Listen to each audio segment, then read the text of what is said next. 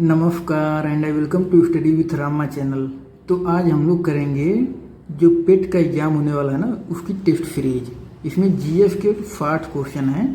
तो आइए शुरू करते हैं। जैसे अगर हम आपसे कहें कि पशुपति मुहर सिंधु घाटी सभ्यता के स्थल से मिली है। ऑप्शन ए है आपका Banawali, option B Lothal, option C Mohenjodaro, option D है कालीबंगा। तो बताइए इसका आंसर क्या होगा। इसका आंसर होगा मोहनजोदड़ो। कहाँ से मिली है? मोहनजोदड़ो, मोहनजोदड़ो से। अब आपका क्वेश्चन नंबर 2 है कि हड़प्पा सभ्यता के हिस्से से लोथल की खुदाई की खोज किसने की थी। क्वेश्चन नंबर 2 कह रहे हैं कि हड़प्पा सभ्यता के हिस्से लोथल की खुदाई की खोज किसने की थी। ऑप्शन ए है आपका दयाराम साहनी, ऑप्शन बी है राखालदास बनर्जी, ऑप्शन सी है एफ.आर. राव और ऑप्शन डी है R.F. बिष्ट। क्या होगा इसका आंसर? क्वेश्चन नंबर 2 है कि हड़प्पा सभ्यता के हिस्से लोथल, क्या होगा? इसका आंसर है F.R. राव। क्या होगा? F.R. राव। देखिए क्वेश्चन नंबर 3 है आपका कि मनुष्य जीवन का सर्वोत्तम ध्येय है कैवल्य, जिसका अर्थ है, कह रहे हैं मनुष्य जीवन का सर्वोत्तम ध्येय कैवल्य, जिसका अर्थ है दूसरों को शिक्षा देना, दूसरों का अनुसरण करना, इच्छाओं पर विजय प्राप्त करना, दूसरों की सेवा करना। क्या होगा इसका आंसर? जल्दी बताइए। कैवल्य का आंसर होगा इच्छाओं पर विजय प्राप्त करना। क्या होगा? इच्छाओं पर विजय प्राप्त करना। यह है आपका क्वेश्चन नंबर 4। क्वेश्चन नंबर 4 है कि गुप्त काल की प्रसिद्ध महिला शासक कौन थी। क्वेश्चन नंबर 4 है कि गुप्त काल की प्रसिद्ध महिला शासक कौन थी।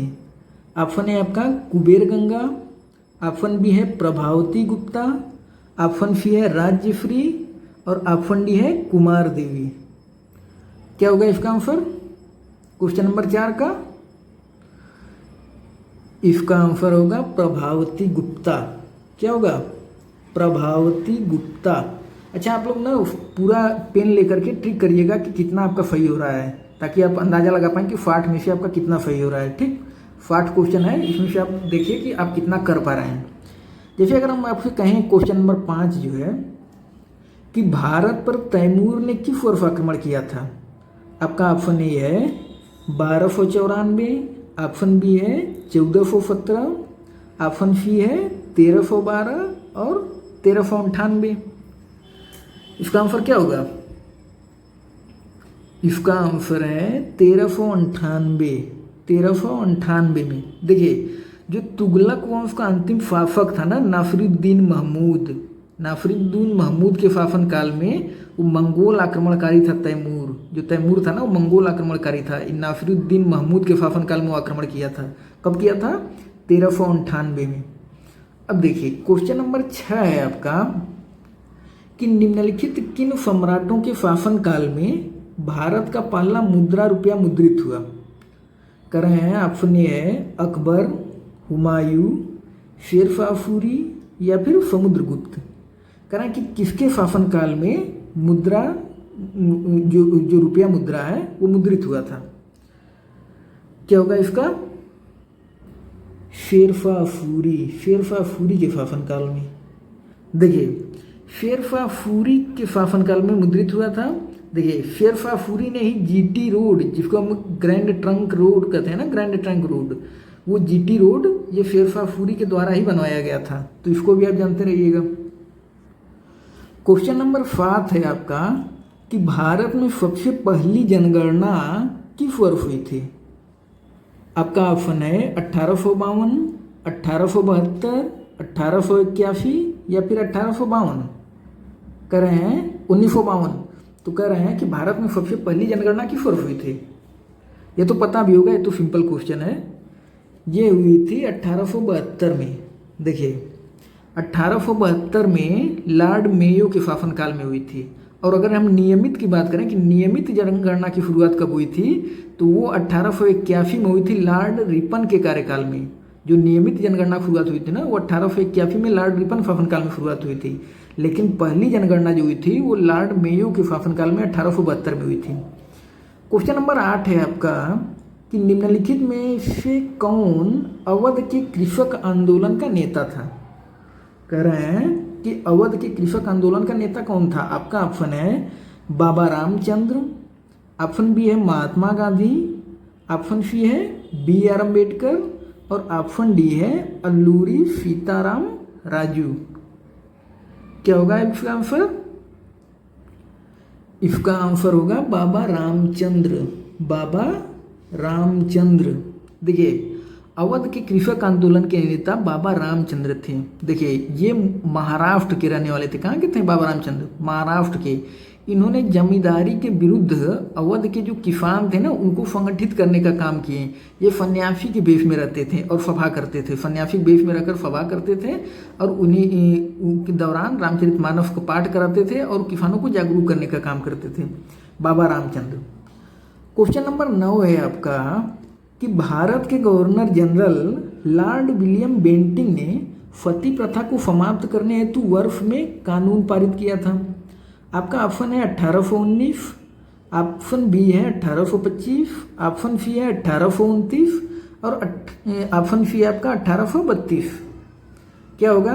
ये तो सिंपल क्वेश्चन है, आप कर सकते हैं इसको। इसका आंसर होगा 1829। क्या होगा? 1829। देखिए जो सती प्रथा का उन्मूलन किया गया था ना लॉर्ड विलियम बेंटिंक के शासनकाल में, और राजा राम मोहन राय के सहयोग से, उनका भी इसमें बहुत बड़ा योगदान था। तो इन लोगों के सहयोग से सती प्रथा उन्मूलन किया गया था। राजा राम मोहन राय और जो लॉर्ड विलियम बेंटिंक था, ये मिल करके किए थे। देखिए आपका क्वेश्चन नंबर 10 है कि जनगण मन जो भारत का राष्ट्रगान है सर्वप्रथम कब गाया गया था। हमसे कह रहे हैं कि जनगण मन कब गाया गया था। आपका ऑप्शन ये है 27 दिसंबर 1911, 15 अगस्त 1947, 24 जनवरी 1950 या फिर 26 जनवरी 1950। क्वेश्चन नंबर 10, ये तो सिंपल क्वेश्चन है। देखिए 27 दिसंबर 1911। क्या होगा? 27 दिसंबर 1911 को। देखिए 27 दिसंबर 1911 को पहली बार भारतीय राष्ट्रीय कांग्रेस के कलकत्ता अधिवेशन में, जिसको आप कोलकाता कहते हैं, कलकत्ता अधिवेशन में इसको गाया गया था। और ये लिखा किसके द्वारा गया है जनगण मन? रविंद्रनाथ टैगोर जी के द्वारा। तो ये भी पता होगा, सिंपल क्वेश्चन है। देखिए क्वेश्चन नंबर 11 है आपका कि ऐतिहासिक विक्टोरिया पार्क, जिसे अब जंग ए आज़ादी पार्क का नाम दिया गया है, कहाँ स्थित है। कह रहे हैं कि विक्टोरिया पार्क, जिसे अब जंग ए आज़ादी पार्क का नाम दिया गया है, कहाँ पे है। आपका ऑप्शन ए है अमृतसर, ऑप्शन बी है इलाहाबाद, ऑप्शन सी है झांसी, ऑप्शन डी है मेरठ। क्या होगा इसका आंसर? कहाँ पे है? मेरठ में है। मेरठ कहाँ पे है? मेरठ। देखिए विक्टोरिया मेमोरियल की अगर हम बात करें ना, तो विक्टोरिया मेमोरियल कोलकाता में है, लेकिन ये है विक्टोरिया पार्क, ठीक है, जिसे जंग आज़ादी पार्क के नाम से जाना जाता है, ये मेरठ में है। तो कंफ्यूज मत होइएगा, विक्टोरिया मेमोरियल अलग है, वो कोलकाता में है। ठीक है। अब है आपका क्वेश्चन नंबर 12। क्वेश्चन नंबर 12 आपसे कह रहे हैं कि अंग्रेजों के विरुद्ध खान अब्दुल गफ्फार खान द्वारा प्रारंभ किए गए आंदोलन का क्या नाम था। ऑप्शन ए है आपका लाल कुर्ती आंदोलन, ऑप्शन बी है क्विट इंडिया, ऑप्शन सी है खिलाफत और ऑप्शन डी है इनमें से कोई नहीं। क्या होगा इसका आंसर? क्वेश्चन नंबर 12 इसका आंसर होगा लाल कुर्ती आंदोलन। क्या होगा? लाल कुर्ती आंदोलन। देखिए खान अब्दुल गफ्फार खान जो थे ना, पेशावर में इनका जन्म हुआ था, जो कि पाकिस्तान में पड़ता है। इन्होंने स्वतंत्रता संग्राम में भाग लिया था। इन्हें खान अब्दुल गफ्फार खान को ही सीमांत गांधी के भी नाम से जाना जाता है। ये भी पूछा गया सीमांत गांधी के नाम से किसे जाना जाता है? खान अब्दुल गफ्फार खान को ही। देखिए इन्होंने ही अंग्रेजों के विरुद्ध खुदाई खिदमतगार मतलब होता है ईश्वर के सेवक, तो खुदाई खिदमतगार की स्थापना की थी किसने? खान अब्दुल गफ्फार खान ने। और पख्तूनों के बीच में लाल कुर्ती आंदोलन का आह्वान किया था। लाल कुर्ती आंदोलन भी यही शुरू किए थे खान अब्दुल गफ्फार खान। अब देखिए है आपका क्वेश्चन नंबर 13। क्वेश्चन नंबर 13 कह रहे हैं कि ड्राफ्टिंग कमेटी प्रारूप समिति का चेयरमैन कौन है? आपका ऑप्शन ए है एन गोपाला स्वामी, ऑप्शन बी है के एम मुंशी, ऑप्शन सी है एन माधव राव और ऑप्शन डी है डॉक्टर बी आर अम्बेडकर। क्या होगा इसका? ड्राफ्टिंग कमेटी है प्रारूप समिति, इसका आंसर होगा डॉक्टर बी आर अम्बेडकर। क्या होगा? Doctor B R Ambedkar. ठीक है, ये तो सिंपल क्वेश्चन था। अब देखिए क्वेश्चन नंबर 14 है आपका कि कौन सा मौलिक अधिकार अल्पसंख्यकों के हितों के संरक्षण की बात करता है? आपका ऑप्शन ए है शिक्षा का अधिकार, ऑप्शन बी है शोषण के विरुद्ध अधिकार, ऑप्शन सी है संवैधानिक उपचारों का अधिकार और ऑप्शन डी है सांस्कृतिक और शैक्षिक अधिकार। क्या होगा इसका आंसर क्वेश्चन नंबर 14 का? इसका आंसर होगा सांस्कृतिक और शैक्षिक अधिकार। क्या होगा? सांस्कृतिक और शैक्षिक अधिकार। देखिए जो अनुच्छेद 29 है ना, अनुच्छेद 29 में अल्पसंख्यकों के हितों की सुरक्षा की बात की गई है। जो 30 है इसमें कहा गया है कि शैक्षणिक संस्थाओं की स्थापना और प्रशासन करने के लिए अल्पसंख्यकों के अधिकार दिए गए हैं कि जो शैक्षणिक संस्थान है ना उनकी वो स्थापना कर सकते हैं, उनका मतलब प्रशासन वो कर सकते हैं, मतलब उनके अंडर में रहेगा। जो अल्पसंख्यक नहीं होता है जो मदरसा विद्यालय चलते हैं तो वो उनको मतलब अलग से दिया गया है, अधिकार दिया गया है। अब देखिए क्वेश्चन नंबर 15 है आपका कि निम्नलिखित में से कौन सी समिति ने मूल कर्तव्यों को संविधान में सम्मिलित करने का सुझाव दिया? Question number 15। अब इसका आंसर क्या है? ऑप्शन क्या है? मल्होत्रा समिति, नरसिम्हम समिति, राघवन समिति या फिर स्वर्ण सिंह समिति। ये तो सिंपल क्वेश्चन है। देखिए इसका आंसर क्या होगा? स्वर्ण सिंह समिति। स्वर्ण सिंह समिति क्या होगा? स्वर्ण सिंह समिति। देखिए मूल कर्तव्यों को संविधान में सम्मिलित करने का सुझाव 1976 में 42वां संविधान संशोधन द्वारा सरदार स्वर्ण सिंह समिति द्वारा दिया गया था। किसके द्वारा? सरदार स्वर्ण सिंह समिति द्वारा सुझाव दिया गया था। तो 1976 में 42वां संविधान संशोधन करके जोड़ा गया था। ठीक है, जो मौलिक कर्तव्य थे कितने जोड़े गए थे? 10 ठो। 11वां वाला तो बाद में जोड़ा गया ना, जो 86वां संविधान संशोधन सन 2002 में हुआ तो बाद में जोड़ा गया। बाकी स्वर्ण सिंह समिति के सुझाव से 10 ठो जोड़े गए थे। और जो मूल संविधान था ना उसमें एक भी मौलिक कर्तव्य नहीं था, ये भी जानते रहिए। मूल संविधान था उसमें नहीं था। बाद में स्वर्ण सिंह समिति के द्वारा 42वां संविधान संशोधन करके 1976 में जोड़ा गया 10। फिर बाद में फिर एक जोड़ा गया जो 11वां वाला, वो 1986 में जोड़ा। 86वां संविधान संशोधन करके सन 2002 में जोड़ा गया 11वां वाला। तो ये जानते रहिए। अब देखिए ये आपका क्वेश्चन नंबर 16। क्वेश्चन नंबर 16 कह रहे हैं कि शून्यकाल का अर्थ क्या है? ऑप्शन ए आपका जब विपक्ष का प्रस्ताव मान लिया जाए, ऑप्शन बी है कि जब कोई अति महत्वपूर्ण विषय चर्चा के लिए उठाया जाए, ऑप्शन सी है कि सुबह और दोपहर के सत्र के मध्य का अंतराल, ऑप्शन डी है आपका कि जब धन विधेयक लोकसभा में पेश किया जाए। तो क्या होगा इसका आंसर क्वेश्चन नंबर 16? देखिए इसका आंसर होगा जब कोई अति महत्वपूर्ण विषय चर्चा के लिए उठाया जाए। शून्यकाल क्या होता है? जब कोई अति महत्वपूर्ण विषय चर्चा के लिए उठाया जाए। ये होता कब से कब तक है?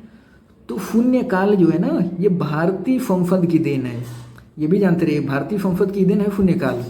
और देखिए दोनों सदनों में प्रश्नकाल के ठीक बाद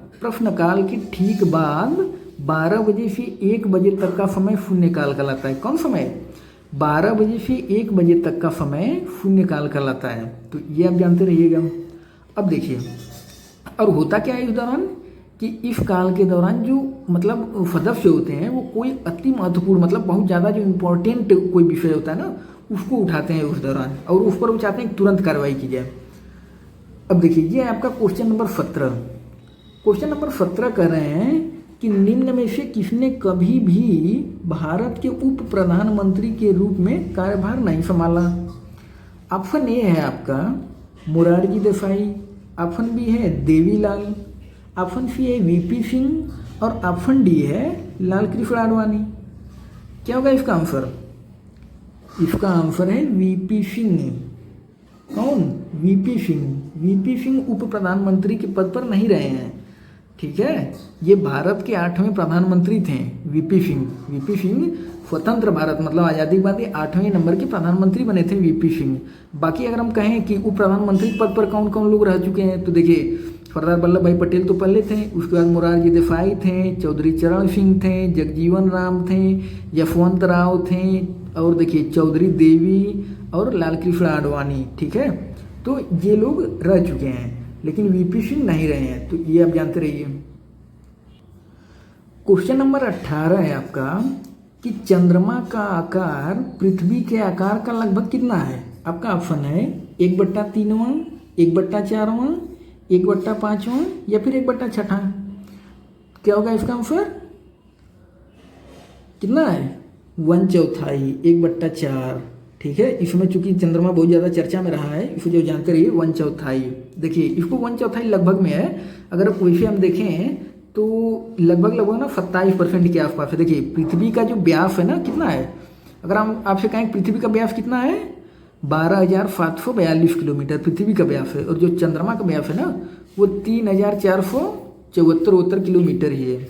तो इस हिसाब से अगर हम देखें तो लगभग 27% के आसपास आता है चंद्रमा का जो है 27%। तो इस हिसाब से हम कह देते हैं कि 1/4 है चंद्रमा का आकार। अब देखिए ये आपका क्वेश्चन नंबर 29। क्वेश्चन नंबर 29 है कि कर्क रेखा कहाँ से गमन करती है।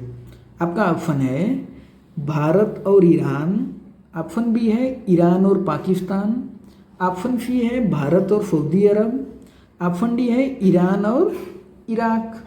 अब क्या होगा इसका आंसर? देखिए आपका ऑप्शन क्या है? ऑप्शन ए इसका सही क्या होगा? जल्दी बताइए। Question number 19। क्वेश्चन नंबर 19 का क्या होगा आंसर? भारत और सऊदी अरब। भारत और सऊदी अरब। भारत और सऊदी अरब से गमन करती है कर्क रेखा।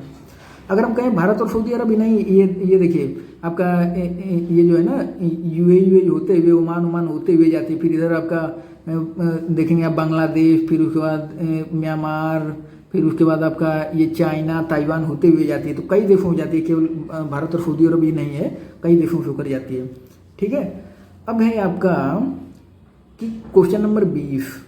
क्वेश्चन नंबर 20 कर रहे हैं कि दिन और रात कहाँ बराबर होते हैं। आपका ऑप्शन है विषुवत रेखा पर, ध्रुवों पर, प्राइम मेरिडियन पर और अंटार्कटिका पर। इसका आंसर क्या होगा क्वेश्चन नंबर 20 का? विषुवत रेखा पर। कहाँ पर दिन और रात कहाँ बराबर होते हैं? विषुवत रेखा पर। कहाँ पर होते हैं? विषुवत रेखा पर बराबर होते हैं। अब देखिए एक चीज़ और यानी भूमध्य रेखा को ही ना विषुवत रेखा कहा जाता है। भूमध्य रेखा, विषुवत रेखा या फिर 0 डिग्री अक्षांश वो एक ही है, ठीक है। इंग्लिश में भूमध्य रेखा को इक्वेटर कहा जाता है। तो भूमध्य रेखा पर बराबर होते हैं। क्वेश्चन नंबर 21 है आपका कि great barrier reef. Great barrier reef एक है, क्या है ग्रेट बैरियर रीफ? आपका ऑप्शन है पर्वत श्रृंखला, ऑप्शन बी है प्रवाल रचना, ऑप्शन सी है मानव निर्मित दीवार और ऑप्शन डी है ज्वारीय भित्ति। तो इसका आंसर क्या होगा? Great barrier reef. Great barrier reef एक प्रवाल रचना है। क्या है? एक प्रवाल रचना है, प्रवाल भित्ति है। ये मूंगा की चट्टानों से बनी होती है। मूंगा एक जीव होता है ना, जीव, वो जब मर जाता है तो उसके ऊपर कैल्शियम की खोल होती है, तो उस वजह से वो पूरा मतलब चट्टान बनी है। ग्रेट बैरियर रीफ ऑस्ट्रेलिया में, कहाँ पे है? ऑस्ट्रेलिया में। तो इसको भी आप जानते रहिए ग्रेट बैरियर रीफ ऑस्ट्रेलिया, ठीक है। अब हम अगर कहें क्वेश्चन नंबर 22। क्वेश्चन नंबर 22 है आपका ग्रीनलैंड कहाँ स्थित है। ग्रीनलैंड आपका ऑप्शन ए है दक्षिण प्रशांत, ऑप्शन बी है हिंद महासागर, ऑप्शन सी है कैरिबियन सागर और ऑप्शन डी है उत्तरी अटलांटिक। ठीक है, ग्रीनलैंड कहाँ स्थित है? क्या होगा? ग्रीनलैंड कहाँ पे है? उत्तरी अटलांटिक। क्या होगा? उत्तरी अटलांटिक। अब ग्रीनलैंड के बारे में तो आप लोग जानते ही होंगे। देखिए, जो ग्रीनलैंड है ना, दुनिया का सबसे बड़ा द्वीप है ग्रीनलैंड। और ये कहाँ पे है? जो उत्तरी अमेरिका है ना, उत्तरी अमेरिका और यूरोप के बीच में है। और ग्रीनलैंड पर किसका अधिकार है? डेनमार्क का। और इसकी राजधानी क्या है ग्रीनलैंड की? ग्रीनलैंड की राजधानी है नूक और ये अटलांटिक महासागर में स्थित है। ठीक है, ग्रीनलैंड। अब है आपका ये क्वेश्चन नंबर 23। क्वेश्चन नंबर 23 है कि निम्नलिखित में से कौन सा पर्वतीय दर्रा उत्तराखंड में स्थित नहीं है?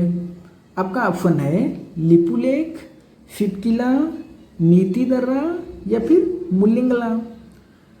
क्या होगा इसमें? क्वेश्चन नंबर 23 में, क्वेश्चन नंबर 23 में सही होगा आपका शितकिला दर्रा। क्यों? क्योंकि शितकिला दर्रा है कहाँ? हिमाचल प्रदेश में। कहाँ पे है? शितकिला दर्रा हिमाचल प्रदेश। अब है आपका क्वेश्चन नंबर 24। क्वेश्चन नंबर 24 है कि अंगामी वे जनजातियां हैं जो रहती हैं, कहाँ पे रहती हैं? ऑप्शन ए आपका अंडमान व निकोबार में, ऑप्शन बी है मिजोरम में, ऑप्शन सी है नागालैंड और ऑप्शन डी है राजस्थान। अंगामी जनजाति है। अंगामी जनजाति कहाँ पाई जाती हैं? नागालैंड में। कहाँ पाई जाती हैं? नागालैंड में, नागालैंड। ठीक है। अब देखिए क्वेश्चन नंबर 25 है आपका कि भारत में राष्ट्रीय आय का आकलन करने वाली संस्था है। ऑप्शन ए है आपका Reserve Bank of India, option B है योजना आयोग या फिर नीति आयोग। अब नीति आयोग हो गया, पहले योजना आयोग था। वित्त आयोग या फिर केंद्रीय सांख्यिकी संगठन। तो क्या होगा इसका आंसर? क्वेश्चन नंबर 25, इसका आंसर होगा केंद्रीय सांख्यिकी संगठन। क्या होगा? केंद्रीय सांख्यिकी संगठन। ठीक है। क्वेश्चन नंबर 26 है आपका कि कलकत्ता, जो अब कोलकाता है, में भारतीय सांख्यिकी संस्थान की स्थापना किसने की? कह रहे हैं कि कोलकाता में भारतीय सांख्यिकी संस्थान की स्थापना किसने की? आपका ऑप्शन ए है R.C. देसाई, P.C. महालनोबिस, दादा भाई नौरोजी या फिर V.K. आरवी। तो इसका आंसर क्या होगा? क्वेश्चन नंबर 26, इसका आंसर होगा P.C. महालनोबिस। कौन? P.C. महालनोबिस के द्वारा की गई थी स्थापना। क्वेश्चन नंबर 27 है आपका कि पूसा हाइब्रिड 4 किसकी संकर प्रजाति है? कौन? पूसा हाइब्रिड 4। क्वेश्चन नंबर 27 देखिए, आपका ऑप्शन है आलू, बी है टमाटर, सी है केला और डी है पपीता। इसका आंसर होगा टमाटर। किसकी? टमाटर की, टमाटर की। देखिए ये जान लीजिए, भारतीय कृषि अनुसंधान नई दिल्ली में जो है ना, वो उस नई दिल्ली के जो साइंटिस्ट हैं, मतलब भारतीय कृषि अनुसंधान के, उन्होंने खोज की नई किस्म पूसा। क्या है? पूसा हाइब्रिड 4। तो जानते रहिए टमाटर की प्रजाति है, संकर प्रजाति। क्वेश्चन नंबर 28 है आपका कि गरीबी हटाओ का नारा किस पंचवर्षीय योजना में दिया गया था? आपका ऑप्शन है 5वीं पंचवर्षीय योजना, तृतीय पंचवर्षीय योजना, चौथी पंचवर्षीय योजना या फिर छठी पंचवर्षीय योजना। इसका आंसर क्या होगा? 5वीं पंचवर्षीय योजना के दौरान। 5वीं पंचवर्षीय योजना चली कब तक थी? 1974 से 1978 तक। ठीक है। तो 5वीं पंचवर्षीय योजना के दौरान दिया गया था गरीबी हटाओ का नारा। इंदिरा गांधी उस समय प्रधानमंत्री थी, तो ये भी जानते रहिएगा। अब देखिए क्वेश्चन नंबर 29 है आपका कि अवमूल्यन का अर्थ है। आपका ऑप्शन है घरेलू मुद्रा के स्थान पर एक नई मुद्रा को लागू करना, या फिर चल पूंजी या अन्य देशों की मुद्रा की तुलना में घरेलू मुद्रा का मान कम करना, या फिर घरेलू मुद्रा का मान बढ़ाना। अवमूल्यन मतलब क्या होता है? अवमूल्यन का मतलब होता है अन्य देशों की मुद्रा की तुलना में घरेलू मुद्रा का मान कम करना। क्या होता है? जो अवमूल्यन होता है ना, अवमूल्यन, वो कोई भी देश अपनी मुद्रा को घटा देता है जानबूझ करके कभी कभी। तो इससे क्या होता है ना, जब मूल्य कम कर देंगे मुद्रा का, तो इससे क्या होगा? देखिए, जो मुद्रा के अवमूल्यन से करने से देश में आयात महंगे हो जाते हैं और जो निर्यात होता है ना वो सस्ता हो जाता है, मतलब आयात महंगा हो जाता है लेकिन निर्यात सस्ता हो जाता है इसका अवमूल्यन करने से मुद्रा का। ठीक है। क्वेश्चन नंबर 30 है आपका कि बिटकॉइन क्या है। आपका ऑप्शन है डेटा संग्रहित करने की एक डिवाइस, डेटा मापने की एक इकाई, चिप्स के बारे में एक नियम, या फिर डिजिटल मुद्रा का एक रूप। तो ये तो आप लोग जान ही रहे होंगे, बिटकॉइन बहुत चर्चा में रहता है। बिटकॉइन एक डिजिटल मुद्रा का रूप है, ये एक डिजिटल मुद्रा है बिटकॉइन। ठीक है। क्या है बिटकॉइन? एक डिजिटल मुद्रा है। देखिए बिटकॉइन जो है ना, इसको एक तरफ से समझिए कि मतलब ऐसी मुद्रा है कि जिसको आप ना तो देख सकते हैं ना छू सकते हैं। एक तरफ से ना इलेक्ट्रॉनिकली रूप से मतलब स्टोर की जाती है बिटकॉइन, आभासी मुद्रा है बिटकॉइन। ये आपका क्वेश्चन नंबर 31। क्वेश्चन नंबर 31 है कि निम्नलिखित में से किस आवृत्ति की ध्वनि मनुष्य द्वारा श्रव्य होगी, मतलब किस आवृत्ति की ध्वनि मनुष्य सुन सकता है। आपका ऑप्शन है 5 हर्ट्ज, और ये है 50,000 हर्ट्ज, या फिर 100 हर्ट्ज, या फिर 1,00,000 हर्ट्ज। क्या होगा क्वेश्चन नंबर 31 का आंसर? 100 हर्ट्ज। कितना? 100 हर्ट्ज। 100 हर्ट्ज तक की सुन सकता है मनुष्य। अच्छा, क्यों 100 हर्ट्ज तक सुन सकता है? क्योंकि जो यांत्रिक तरंगें होती है ना, आवृत्ति उनकी जो होती है, देखिए वो 20 हर्ट्ज से लेकर 20,000 हर्ट्ज के मध्य तक होती है। 20 हर्ट्ज से 20,000 हर्ट्ज के मध्य होती है। इस वजह से वो 100 जो है उसके अंदर में आ रहा है। तो इस वजह से ये जो 100 हर्ट्ज की होगी ना, वो मनुष्य सुन सकता है। अब देखिए क्वेश्चन नंबर 32 है आपका कि निम्नलिखित में से कौन सा उपकरण विद्युत ऊर्जा को यांत्रिक ऊर्जा में परिवर्तित करता है। आपका ऑप्शन है इलेक्ट्रिक मोटर, ऑप्शन बी है इलेक्ट्रिक जनरेटर, ऑप्शन सी है ट्रांसफार्मर, और ऑप्शन डी है दीप्तकारी। क्या होगा? ये तो सिंपल क्वेश्चन है, इसका आंसर होगा इलेक्ट्रिक मोटर। क्या होगा? इलेक्ट्रिक मोटर बदलता है जो आपका विद्युत ऊर्जा को यांत्रिक ऊर्जा में। अब देखिए क्वेश्चन नंबर 33 है आपका कि जल में हाइड्रोजन तथा ऑक्सीजन का अनुपात भार क्या है। क्या कह रहे हैं कि जल में हाइड्रोजन तथा ऑक्सीजन का अनुपात भार क्या है। ऑप्शन ए है आपका 2:1, या फिर 1:2, या फिर 8:1, या फिर 1:8। तो क्या होगा? अब देखिए इसको समझ लीजिए, जल का होता क्या है? H2O। H2O मतलब 2 हाइड्रोजन, यानी कि 1:2 अनुपाते ऑक्सीजन का भार कितना होता है? तो कितना हो जाएगा? 16। तो इसको जब आप काटेंगे ना तो 1:8 आ जाएगा, 1:8। अब है आपका क्वेश्चन नंबर 34 कि मैग्नेटाइट देखिए इसका डी वाला था। क्वेश्चन नंबर 34 है आपका मैग्नेटाइट है। आपका ऑप्शन ए है Fe2O3, Fe3O4, या फिर FeCO3, या फिर 2Fe2O3 × 3H2O। तो इसका आंसर क्या होगा? मैग्नेटाइट। ये मैग्नेटाइट है क्या? मैग्नेटाइट, हेमेटाइट, ये लौह अयस्क का है, मैग्नेटाइट, हेमेटाइट। तो इसका होगा Fe3O4, ऑप्शन नंबर बी। ठीक है। अब देखिए क्वेश्चन नंबर 35 है आपका कि चींटियों के अध्ययन को क्या कहते हैं। आपका हमारा ऑप्शन है मर्मिकोलॉजी, ऑप्शन बी है हर्मेटोलॉजी, ऑप्शन सी है निमेटोलॉजी, ऑप्शन डी है नीडोलॉजी। करें चींटियों के अध्ययन को क्या कहते हैं? क्या होगा? मर्मिकोलॉजी। क्या कहते हैं? चींटियों के अध्ययन को मर्मिकोलॉजी कहा जाता है, मर्मिकोलॉजी। क्वेश्चन नंबर 36 है आपका कि मानव रक्त का प्लाज्मा में मतलब लगभग कितनी मात्रा होती है। मानव रक्त में प्लाज्मा की लगभग कितनी मात्रा होती है। ऑप्शन ए आपका 26 से 30%, या फिर 55 से 60, या फिर 70 से 75, या फिर 80 से 85। तो कह रहे हैं कि प्लाज्मा कितना होता है मानव रक्त में? कितना होता है? 55 से 60%। और जो प्लाज्मा होता है ना उसमें 90% जल होता है। प्लाज्मा में 90% जल होता है, और प्लाज्मा होता कितना है? 55 से 60%। तो ये भी जानते रहिए।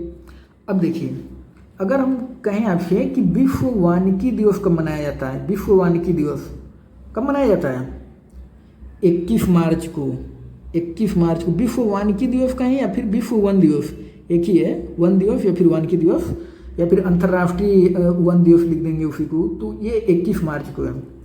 अब देखिए आपका क्वेश्चन नंबर 38 है कि वन्य जीव सप्ताह कब मनाया जाता है। ऑप्शन ए है 12 से 19 जनवरी, ऑप्शन बी है 2 से 8 अक्टूबर, ऑप्शन सी है 21 से 29 मार्च, ऑप्शन डी है 7 से 15 नवंबर। क्या होगा, वन्य जीव सप्ताह कब मनाया जाता है? 2 से 8 अक्टूबर। कब मनाया जाता है? 2 से 8 अक्टूबर वन्य जीव सप्ताह। अब देखिए ये आपका क्वेश्चन नंबर 39। क्वेश्चन नंबर 39 है कि अ फुटेबल बाय पुस्तक के लेखक कौन है। आपका ऑप्शन है विक्रम सेठ, ऑप्शन बी है अरुण शौरी, ऑप्शन सी है अमृता प्रीतम और ऑप्शन डी है महाश्वेता देवी। क्या होगा क्वेश्चन नंबर 39? अ फुटेबल बाय पुस्तक के लेखक हैं विक्रम सेठ। कौन है? विक्रम सेठ। विक्रम सेठ। क्वेश्चन नंबर 40 है आपका कि शतरंज की ग्रैंड मास्टर होने वाली पहली भारतीय महिला कौन थी। आपका ऑप्शन है आरती रामास्वामी, ऑप्शन बी है हम्पी कुनेरू, ऑप्शन सी है एफ विजयालक्ष्मी, ऑप्शन डी है कृतिका नादी। क्या होगा क्वेश्चन नंबर 40? इसका आंसर होगा एफ विजयालक्ष्मी। कौन? एफ विजयालक्ष्मी। शतरंज की ग्रैंड मास्टर होने वाली पहली भारतीय महिला एफ विजयालक्ष्मी। अब क्वेश्चन नंबर 41 है आपका कि मतैक्य किस संधि का उदाहरण है। आपका ऑप्शन है गुण संधि, या संधि, वृद्धि संधि या फिर व्यंजन संधि। क्या होगा मतैक्य? मतैक्य में कौन सी संधि है? मतैक्य में आपकी वृद्धि संधि है। वृद्धि संधि। क्यों वृद्धि संधि है मतैक्य में? क्योंकि मत धन ऐक्य, मतलब अ के बाद अय आ रहा है ना, तो वो फिर अय हो जाता है, मतलब वृद्धि में। इसमें हमेशा जहाँ डबल मात्रा लगी है ना, तो वृद्धि में चली जाती है, ऐसे जानिए। ठीक है, तो मतैक्य उसका रूल लेकिन जानते रहिए कि क्या है। अब देखिए क्वेश्चन नंबर 42 है आपका कि मेरा भाई जिसका शादी कल है घर गया है, या फिर कोई त्रुटि नहीं इसमें, मतलब बताना है कि किसमें त्रुटि है, किस भाग में, किस ऑप्शन में त्रुटि है। क्या होगा इसका शुद्ध रूप?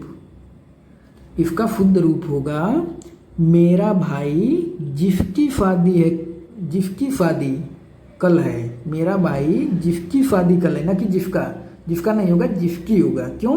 क्योंकि शादी स्त्रीलिंग है, इसलिए यहाँ जिसकी का प्रयोग होगा। जिसकी शादी कल है, तो ये वाला हो जाएगा इसमें मिस्टेक। जिसका की जगह क्या होगा? जिसकी।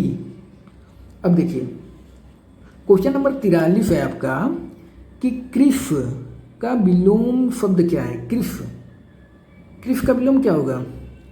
ऑप्शन ए है आपका विटप, ऑप्शन बी है हिष्टपुष्ट, ऑप्शन सी है केफ या फिर भव। क्या होगा इसका? कृष है आपका कृष, इसका होगा हिष्टपुष्ट। क्या होगा? हिष्टपुष्ट। हिष्टपुष्ट क्यों? क्योंकि कृष का मतलब होता है ना दुबला पतला, कृष मतलब होता है दुबला पतला, तो इसलिए उसका क्या हो जाएगा? हिष्टपुष्ट। क्वेश्चन नंबर 44 है आपका कि गिरा हुआ के लिए एक शब्द है। आपका ऑप्शन है पतित, ऑप्शन बी है लुंठित, ऑप्शन सी है धराशायी और ऑप्शन डी है पालकी। करें गिरा हुआ के लिए एक शब्द क्या होगा? इसका आंसर है पतित। क्या होता है? पतित। गिरा हुआ मतलब पतित। अब देखिए आपका है क्वेश्चन नंबर 45। क्वेश्चन नंबर 45 में कह रहे हैं कि हिम तरंगिनी किसका काव्य संग्रह है। हिम तरंगिनी। आपका ऑप्शन है दिनकर, ऑप्शन बी है राम कुमार वर्मा, ऑप्शन सी है माखनलाल चतुर्वेदी और ऑप्शन डी है भगवती चरण वर्मा। ये बताइए हिम तरंगिनी। ये तो सिंपल है, हिम तरंगिनी है माखनलाल चतुर्वेदी। माखनलाल चतुर्वेदी ये बहुत चर्चित है हिम तरंगिनी। इसके लिए ना 1955 में साहित्य अकादमी पुरस्कार से सम्मानित किया गया था माखनलाल चतुर्वेदी को, तो इसलिए जानते रहिए, बहुत इंपॉर्टेंट है हिम तरंगिनी। अब है आपका 5 क्वेश्चन इंग्लिश का। उसमें हालांकि 2 क्वेश्चन आपका पैराग्राफ वाला रहता है, उसमें छांटना होता है, लेकिन हम 5 आपका इंटरनेट एनालिसिस से दे दिए हैं, लेकिन उसमें 2 क्वेश्चन पैराग्राफ वाला होता है जिसमें छांटना होता है आपको। अगर हम आपसे कहें डिस्कम्फुलेट, डिस्कम्फुलेट का क्या होगा? आपका ऑप्शन है जॉयस या फिर अनप्रेजुडिकेटेड या फिर प्रोमिनेंट या फिर थैंकफुल। तो क्या होगा क्वेश्चन नंबर 46 क्या होगा, जल्दी बताइए। जॉयस, क्या होगा, जॉयस। अच्छा क्यों जॉयस होगा, क्योंकि जो आपका डिस्कम्फुलेट है ना, डिस्कम्फुलेट मतलब होता है निराश, उदास, और जॉयस मतलब होता है आनंदित, खुश, ठीक है। और इसका मतलब होता है निष्पक्ष या फिर पूर्वाग्रह रहित या फिर पक्षपात रहित, ठीक है। और जो आपका ऑप्शन सी है ना प्रोमिनेंट मतलब होता है प्रसिद्ध, महत्वपूर्ण। और जो थैंकफुल का मतलब क्या होगा, कृतज्ञ, शुक्रगुजार, थैंकफुल। तो इसलिए इसका ये हो जाएगा। देखिए क्वेश्चन नंबर 45 है आपका ट्रेमुलस का क्या होगा, आपका है हेल्दी या फिर ओबेज या फिर यंग या फिर स्टडी। तो क्या होगा इसका क्वेश्चन नंबर 45। क्वेश्चन नंबर 45 का होगा आपका स्टडी। क्या होगा, स्टडी।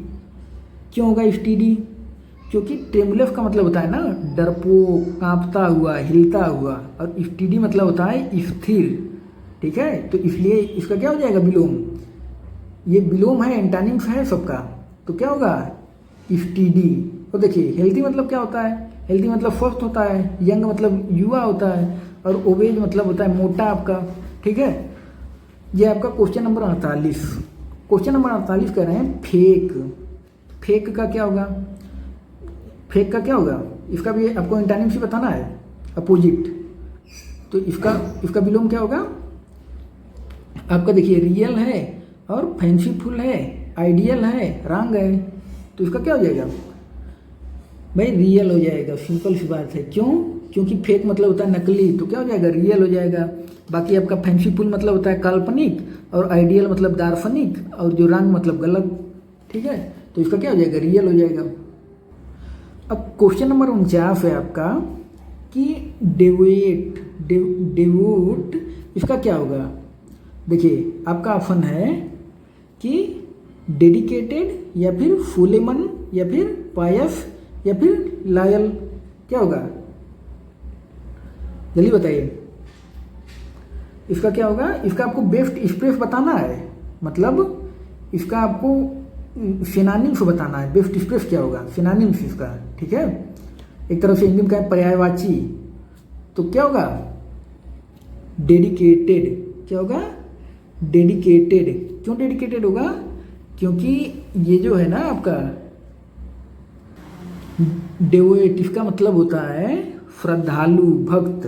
अच्छा इसको आप ऐसे देख लें जैसे लग रहा है कि देव और आउट, मतलब देव आउट हो जाए, बाहर चले जाएं, और श्रद्धालु जो हैं, भक्त हैं, वो बचे रहें। मतलब ऐसे करके आप याद कर लिए कि इसका मतलब क्या होता है, श्रद्धालु या फिर भक्त। तो इसका क्या होगा डेडिकेटेड मतलब जो समर्पित हो पूरी तरीके से। और फुलेमन मतलब क्या होता है, गंभीर, फुलेमन गंभीर। पायस मतलब पवित्र होता है, लॉयल मतलब वफादार होता है। तो क्या हो जाएगा आपका डेडिकेटेड हो जाएगा, ठीक है। अब देखिए ये आपका इफिजी क्या होगा, आपका ऑप्शन ये है रिफ्लेक्शन, ऑप्शन बी है आर्गन, और ऑप्शन सी है इमेगरी, और देखिए ऑप्शन डी आपका डमी। तो क्या हो जाएगा इफिजी का। इफिजी मतलब होता है पुतला। इफिजी मतलब क्या होता है, पुतला। तो इसका क्या होगा अब बता दीजिए। इफिजी मतलब क्या होता है, पुतला। तो इसका हो जाएगा डमी। क्या होगा डमी मतलब भी पुतला, ठीक है। बाकी आर्गन मतलब होता है अंग आपका या फिर संस्था होती है। ये रिफ्लेक्शन मतलब प्रतिबिंब, परावर्तन, परछाई हो जाएगा। और ये जो है इमेगरी होता है आपका काल्पनिक, ठीक है। क्या हो जाएगा इसका मतलब काल्पनिक। तो क्या किसे चला जाएगा, डमी से। डमी मतलब भी पुतला होता है। अब देखिए क्वेश्चन नंबर 51 है आपका कि देखिए गणित का नोबेल, क्वेश्चन नंबर 51 है आपका कि गणित का नोबेल एबेल पुरस्कार सन 2023 किसे प्रदान किया गया। आपका ऑप्शन ए है लुइस कैफरेली, ऑप्शन बी है डेनिस पोर्नेल फुलिवान, ऑप्शन सी है FR श्रीनिवासवर्धन, ठीक है। और ऑप्शन डी है आपका कि एवी डिगर्डफन। तो क्या होगा इसका? गणित का एबेल पुरस्कार सन 2023। 51, क्वेश्चन नंबर 51 का ऑप्शन क्या होगा? Louis Caffarelli. क्या होगा? लुईस कैफरेली एबेल पुरस्कार सन 2023। जो आपका क्वेश्चन नंबर 52 है ना, कह रहे हैं कि फेमिना मिस इंडिया सन 2023 की विजेता, फेमिना मिस इंडिया सन 2023। आपका ऑप्शन ए है श्रेया पूंजा, फिर फिनी शेट्टी, आपका ऑप्शन सी है नंदिनी गुप्ता, ऑप्शन डी है थाउना ओजम। ये वाला तो अब बता दीजिए इसमें फेमिना मिस इंडिया सन 2023 क्या होगा? Question number 52 Nandini Gupta. क्या होगा? नंदिनी गुप्ता। क्वेश्चन नंबर 53 है आपका, भारत में सबसे ऊंची डॉक्टर बी आर अम्बेडकर की 125 फीट की मतलब प्रतिमा का अनावरण कहाँ किया गया है? 125 फीट ऊंची प्रतिमा, उत्तर प्रदेश, तेलंगाना, केरल या फिर बिहार? क्या होगा? अम्बेडकर जी की कह रहे हैं कि अम्बेडकर जी की सबसे ऊंची 125 फीट प्रतिमा का कहाँ किया गया? 53, तेलंगाना। क्या होगा? तेलंगाना में किया गया। क्वेश्चन नंबर 54 है आपका कि हाल ही में किस देश ने अपना पहला पृथ्वी अवलोकन उपग्रह ताइफा फर्स्ट को लॉन्च किया है? कौन सा? ताइफा फर्स्ट। आपका ऑप्शन ए है केन्या, ऑप्शन बी मिस्र, ऑप्शन सी कनाडा और ऑप्शन डी दक्षिण अफ्रीका। क्या होगा इसका आंसर? केन्या के द्वारा लॉन्च किया गया है। ठीक है, ताइफा फर्स्ट केन्या। देखिए क्वेश्चन नंबर 55 है आपका कि भारतीय विदेश मंत्रालय ने सूडान में फंसे भारतीय नागरिकों को निकालने के लिए कौन सा ऑपरेशन प्रारंभ किया? ये तो चर्चा में था। Operation Kaveri, operation Ganga, operation Devi Shakti, operation दोस्त। क्या होगा इसका आंसर? सूडान में फंसे भारतीयों को निकालने के लिए ऑपरेशन कावेरी चलाया गया है। कौन सा operation? Operation Kaveri. Operation Ganga कहाँ चला गया? यूक्रेन से निकालने के लिए ऑपरेशन गंगा चलाया गया था। ऑपरेशन देवी शक्ति अफगानिस्तान से निकालने के लिए। ऑपरेशन दोस्त जो भी आपका तुर्की में भूकंप आया था ना, वहाँ पे चलाया गया है, ऑपरेशन दोस्त चलाया गया था। और क्वेश्चन नंबर 56 है आपका कि निम्नलिखित में से किस राज्य की प्राचीन वस्त्रकला माता नी पछेली को जीआई टैग मिला है? आपका ऑप्शन ए है Haryana, option B Rajasthan, option C Gujarat, option D है पंजाब। माता नी पछेली को जीआई टैग। क्वेश्चन नंबर 56 क्या होगा? इसका आंसर है गुजरात। कहाँ की है माता नी पछेली? गुजरात। क्वेश्चन नंबर 57 है आपका कि पीएम मोदी ने भारत के पहले डिजिटल साइंस पार्क का शिलान्यास कहाँ किया है?